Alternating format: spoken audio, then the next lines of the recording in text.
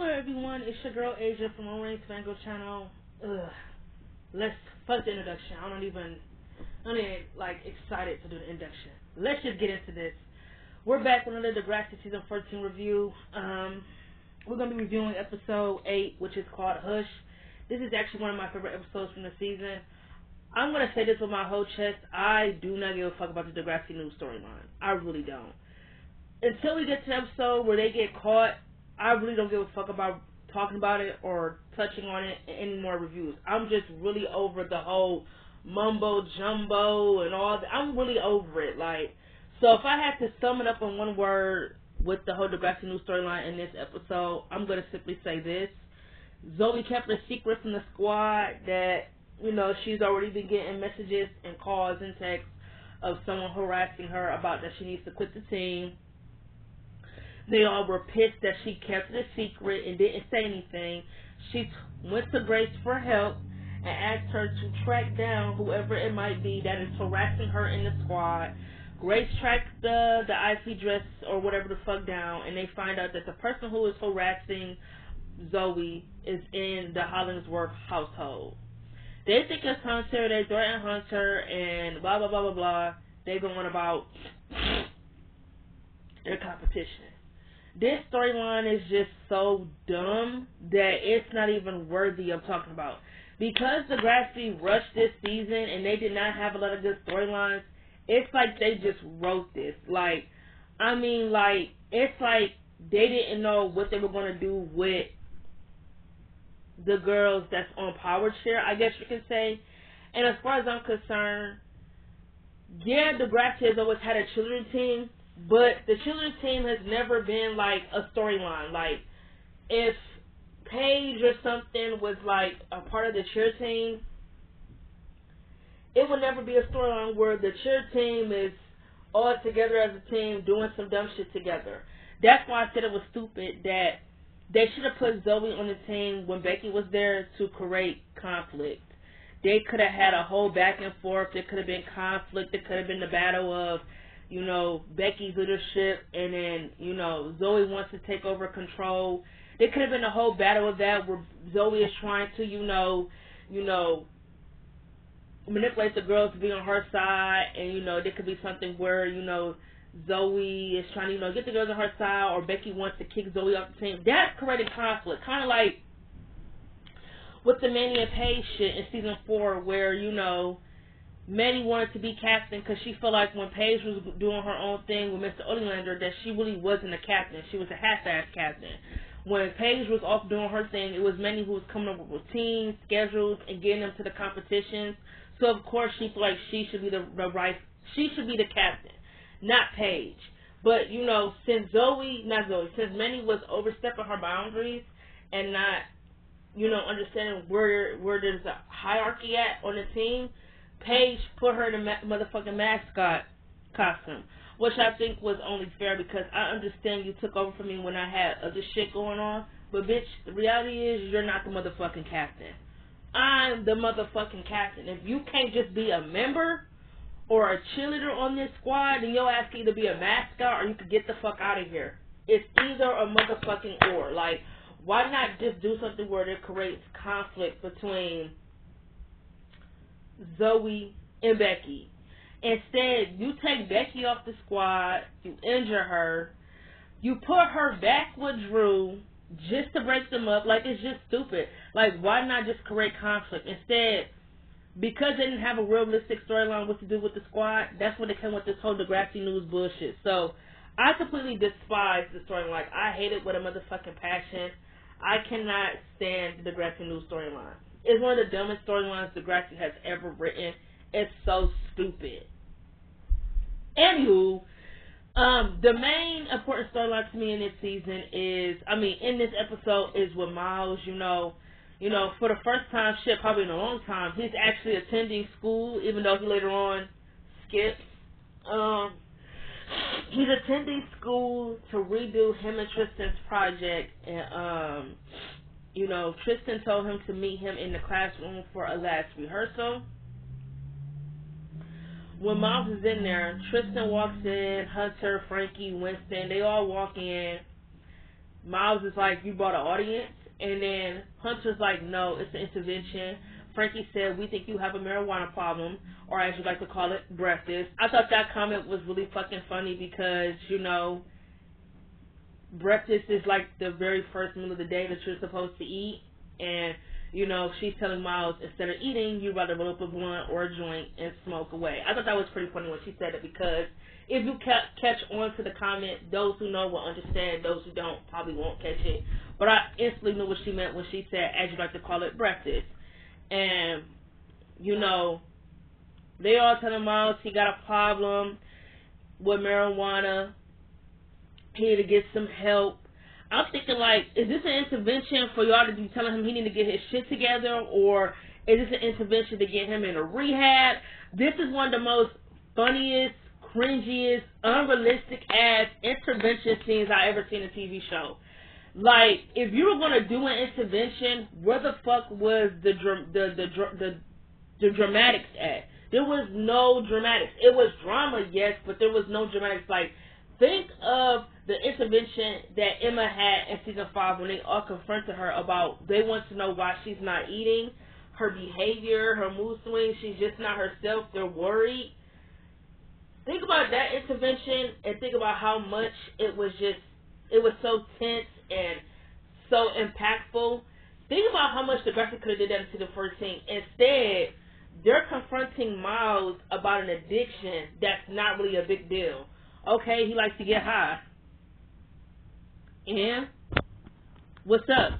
I don't think you really have to check yourself into a rehab because you're addicted to marijuana. If that's the case, then this whole fucking society would be locked up because damn near everybody is addicted to weed. So, Degrassi, come on now. Like I said, if you wanted Miles to have a drug addiction, you could have did something where he was actually addicted to something that would require him to go to rehab. Not because he likes to get his puff and smoke every here and there. That's so stupid. It's dumb. It was just unrealistic. Like, it was dumb. I don't know if this intervention was supposed to be, oh, he need to get his shit together or whatever the case might be. But if it was to, oh, he need to get a rehab or whatever the case might be, I thought it was dumb. I thought it was stupid. It was really dumb and really stupid. That's just what I'm going to say. I just like that Miles just kind of checked everybody to make, you know, basically telling all of them, like, you know what, y'all, ain't none of you motherfuckers who are standing here and trying to confront me about my drug addiction, ain't none of you motherfuckers perfect. None of y'all. So, please don't try to tell me about my behaviors. Get the fuck out of here. And, you know, Miles told Tristan he found it as a betrayal that he would turn around and tell them about him smoking weed when he thought he could confront to him and thought he was the only one who understood what he was going through. I'm going to say this if nobody else will. When Miles made that comment, that was a manipulation tactic. I would say this. I think Miles, in the beginning of him and Tristan's relationship, he was very emotionally abusive. Very, very emotionally abusive, emotionally manipulative. Like, that comment right there, nothing about that comment just, it don't make sense. It sounds like a manipulation tactic, right? Because the first thing any guy or girl that's going to tell you that once you close, or if they tell you something, is that they thought you understood, right? And if you turn out to be just like anybody else, then you're bad. You're evil because they told you something in secret that they wanted you to keep private. I understand if Miles felt like him smoking weed and telling Tristan was something that was supposed to be kept between the two of them in privacy. I get that aspect because your relationship don't need to be everybody else's relationship. I get that. But at the end of the day, I don't think he should be upset at Tristan for caring and telling everyone else that is closer to him that there's something wrong with you. Like, you know, you're just not yourself. You're moody, you're irritable. You know, your weed addiction is impacting your schoolwork. It's impacting your relationships, your civil relationships, your personal relationships. Everything. You're just not yourself. You're not coming to school, you skip. You're not the best boyfriend to Tristan. You're not even a sibling to your siblings.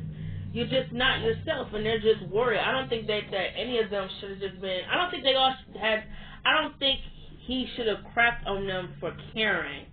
But I think in that moment he felt like they were judging him instead of just telling him, instead of just asking him what's going on, right? And I think his siblings, if anything, they shouldn't even be in there getting on his ass about his addiction because they know firsthand what he goes through at home with their father. But if they want to be dumb or act like their eyes don't work, that's on them. But they shouldn't even been in there. They shouldn't even have been against him. They should have been on his side and been telling Winston, Tristan, and them, y'all really don't understand. Y'all really crossing the boundary or whatever. I understand where Miles is coming from, but at the same time, it don't make it right that he basically tried to he really just put Tristan down, like, for real. I mean, it ain't like what he said wasn't true. Now that we're gonna pretend like, come on now, we ain't gonna pretend like what he said about Tristan wasn't true. What he said about Tristan was 100% absolutely positively motherfucking true. There was not one civilized told. Miles ate the plate, left no crumbs. No, he ain't leave shit. What he said about Tristan was 100% right, but I don't think it was cool for him to pick him down, to tear him down because he cared. Like, just imagine someone you love telling you that they thought that you understood, and that when you tell them that, you know, you told your family because you care, and they turn around and say like, no, you're pathetic. I treat you like garbage, and you keep coming, you running back all the time. Why? Are you really that desperate for somebody to love you? And yes, it's not like what Miles said wasn't right, because it is. In their entire relationship in season 14, Miles has done nothing but treat Tristan like absolute trash, crap. He didn't took two shits on him, piled it up, horse shit, whatever you can name it. He really has not been the best partner to Tristan. And Tristan really just runs back because he is desperate for love. If y'all have been watching literally since season 11, Tristan does not love himself. That is why he doesn't know what love is. And that's why I feel like his character really needed more depth, because it's it would really be nice to know where the fuck is that going to come from. We know it's an insecurity, but where does it really come from? Why does he feel like he's not worthy of love? What does Tristan think is so awful about him that makes him think that he has to settle for the worst just to have love? Is it something going on in his home life? What is it? His character needed more depth, because have we got to see why he felt like being with Miles was probably the best option when there's tons of guys out there who would have treated him right? It had to be something deeper. It had to be. We know Tristan didn't love himself in season 11 and 12, and we know he's always had insecurities, and they kind of carried into the next class. They never really stopped, but I don't know. I just feel like it got to be something deeper. It can't just be a him thing. It got to be something way deeper. And I just like the show should have gave him more depth to where I can understand it. Because to me, I see it as desperate, but it's also insecurities as well. Tristan is struggling with with his inner self, but for the most part, a lot of it is insecurities. But for the other hand, they do make him very desperate. Miles couldn't have just been the only option. Ain't no way. Not with the way he treat him. Can't be. Ain't no way you could tell me that he was. Can't motherfucking be.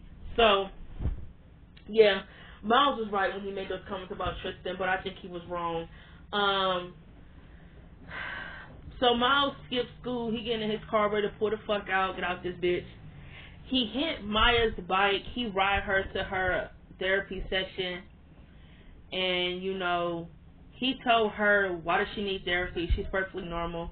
She laughed and said that's funny, but she said that the reason why she's in therapy is because when her and Miles broke up, she couldn't stop thinking about him like he was all she ever thought about.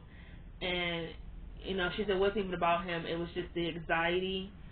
And he said he understands that he knows he's not the easiest person to deal with. And she told him, no, it's fine. She said it's just, just stuff that she got to work on with herself, and that she's fine and she's going to be okay. And that she told him, thanks for the ride, and I'll see you back at school. Miles put out a motherfucking joint, sit back, relax, and smoke that bitch up in the therapy session parking lot. So when Maya is done with her session, he's still in the parking lot. Nigga is baked, high as fuck, eating chips. Nigga got the munchies.